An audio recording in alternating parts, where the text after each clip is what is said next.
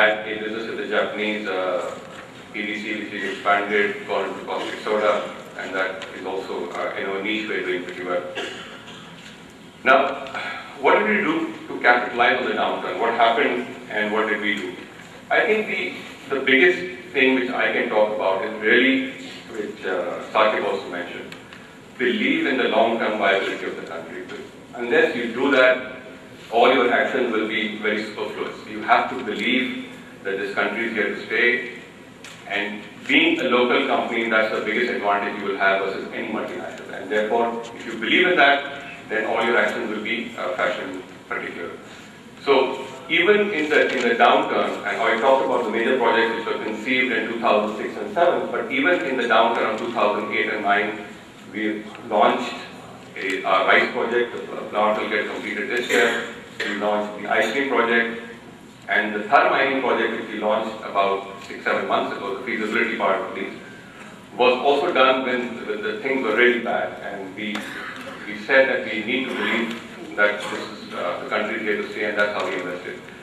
We're looking at a offshore phosphate-based fertilizer in North Africa. Again, that is based because we are continuously importing DAP, and the way to capture the margins was because we don't have the raw material, but we to put up the venture there and then get the product back. And obviously, we'll also be almost number one now. Obviously, with the competition was not so much amenable to reacting as such because they themselves were cutting costs in the downturn.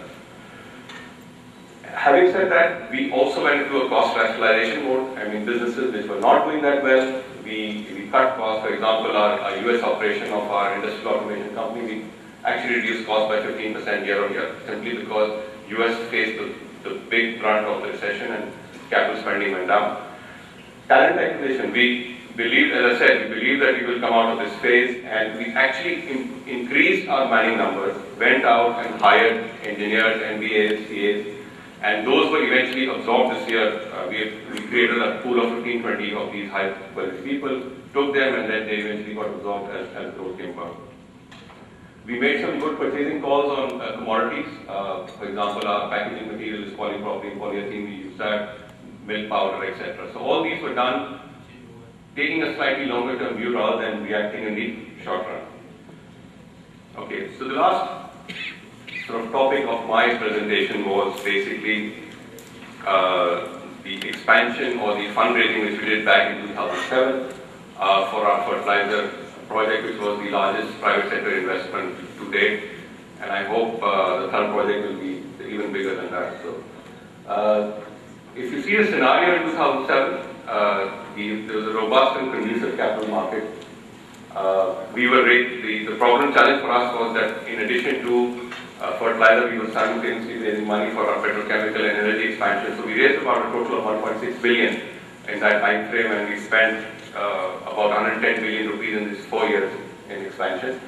Pakistan credit rating was pretty good. It was B+ or BBB depending on which agency you look at it.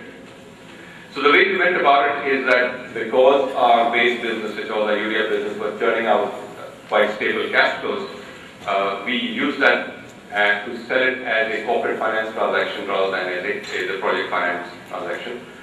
The market, as I said, the market conditions were quite favorable, and the industry which we operated, fertilizer, was quite stable and giving robust cash flows. What we negotiated with the banks was that we needed almost like $250 to $300 million of equity, and what we negotiated that instead of putting it all up front, we negotiated that we would put rights issues of $50 million every year. This enabled us to get support from our shareholders who would have got diluted if the equity would have come up front, and it was easier for them to put in rights every year in a cycle rather than upfront. And then we lowered our dividend substantially to recycle our dividend. So instead of doing that $250 to $80 million chunk up front, we managed to spread it over a 3-4 years time frame, thereby keeping our major shareholder also on our side.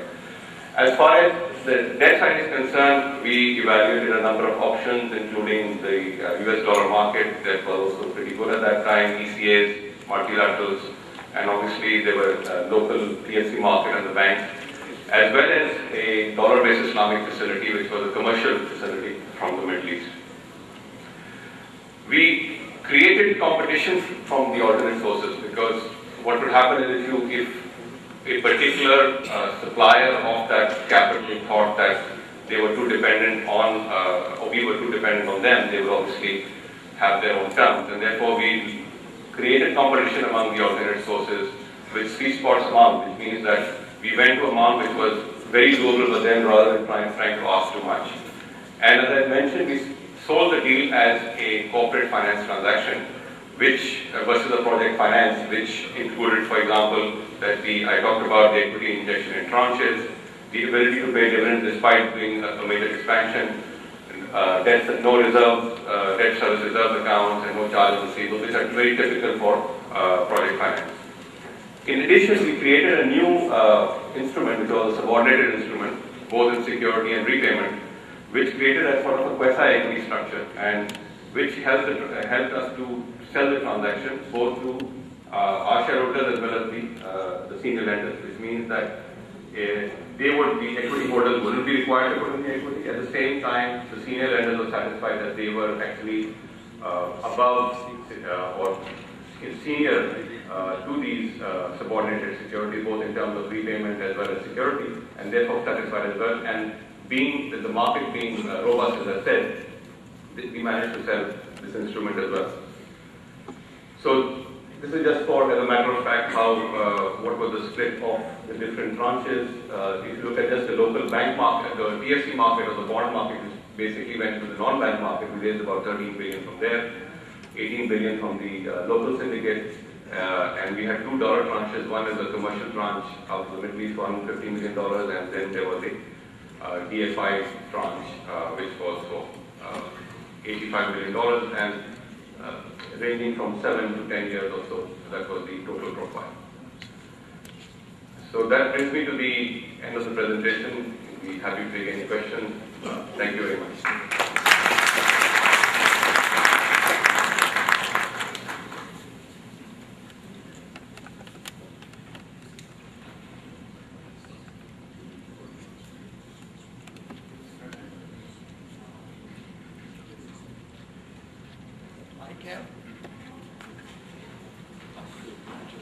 Sir मेरा question ये है कि आपने ये dairy industry में और ये caustic soda की मार्केट में शेयर बहुत तेज़ी से गेन किया है।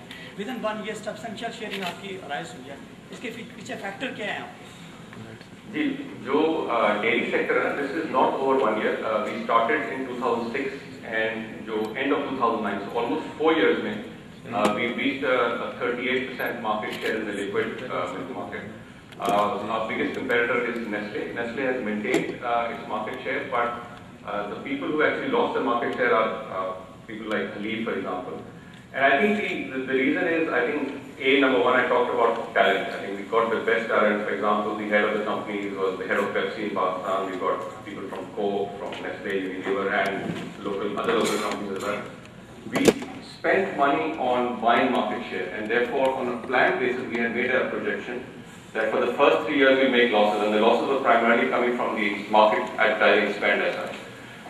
Whereas normally local companies, and I'm not trying to generalize here, would tend to shy away from making losses for say 3 years or so before turning black, and we were quite prepared to do that, seeing that after 3 years, then obviously you'd reach a market share where it would be much easier to compete with the big boys. So that was done over a 4-year period. As far as caustic is concerned, let me start explaining. Firstly, Halib is 25 years old company, and he was giving a very much tough time to Nestle.